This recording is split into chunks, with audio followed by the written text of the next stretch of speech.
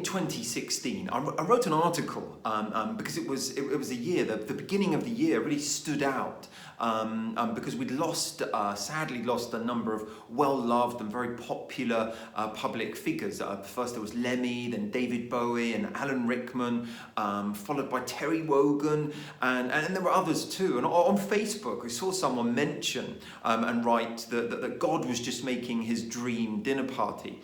And it made me smile. And someone else suggested that Terry Wogan was now interviewing Lemmy and Bowie and Rickman, who were all on the couch laughing together. And I really loved that idea too.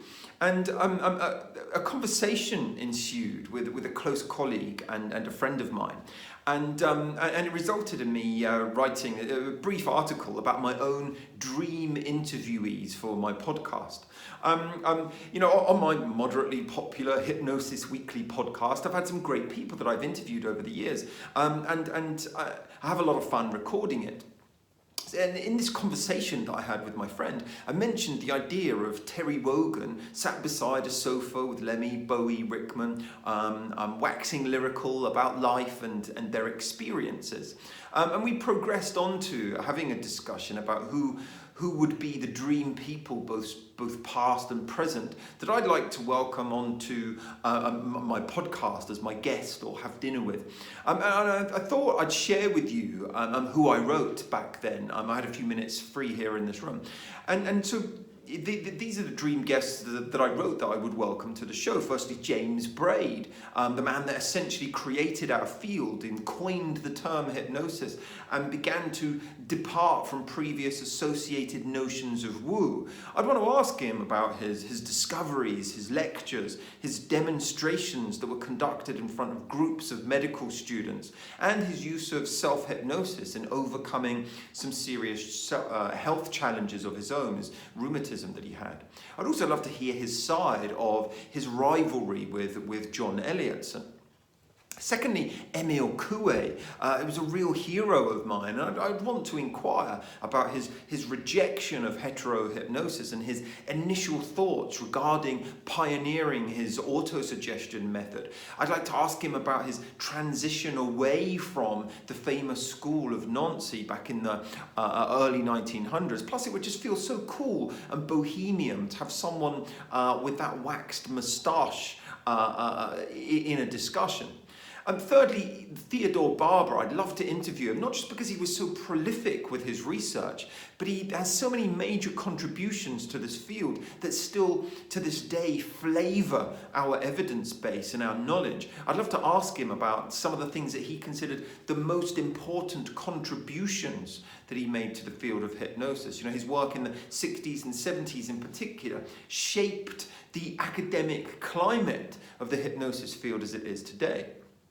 Fourthly and finally is Graham Jameson, a much more modern one. I think he currently leads the way as far as exploring hypnosis via neuroscience goes.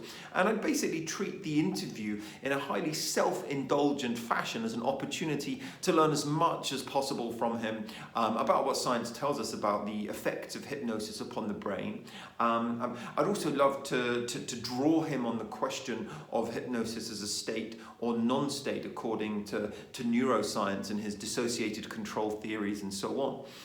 I'd love to interview them all individually, but would just as much love to have them on the couch for a Wogan-esque type of chat or dinner party at my house.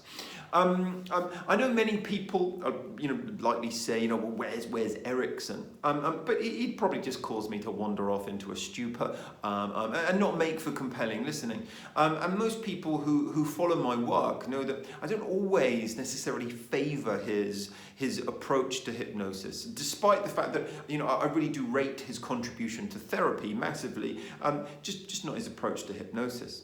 Other people close to making my sort of final top four were Clark Hull, Hippolyte Bernheim, both heroes of mine for very different reasons. George Estabrooks, because I think he was off the wall mad and wrote about kind of military uses of hypnosis. I just wanted to hear him try and convince me that the Manchurian Candidate could be real. Back in 2016, I also wrote that Irving Kirsch was close. But since then, I've met him, I've had dinner with him, I've discussed my research with him, and he's been on my podcast. And, and I just don't mention it enough. There are so many more, but nailed down, those are the top 4 of my wish list. And I had some wonderful replies to the original articles, some really lovely things. So do also share your own top 4 list with me. I'd love to hear from you. That's it today, a short video.